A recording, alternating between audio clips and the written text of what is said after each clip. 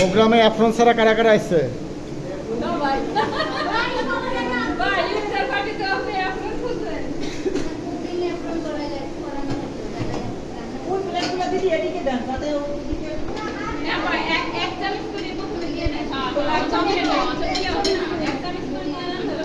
এক চামচ করে দেন, তারপরে দেখেন কতখানি করে। বেশি হইলে আবার দেবে, আর থাকলে নিয়ে নিবে, সমস্যা কি?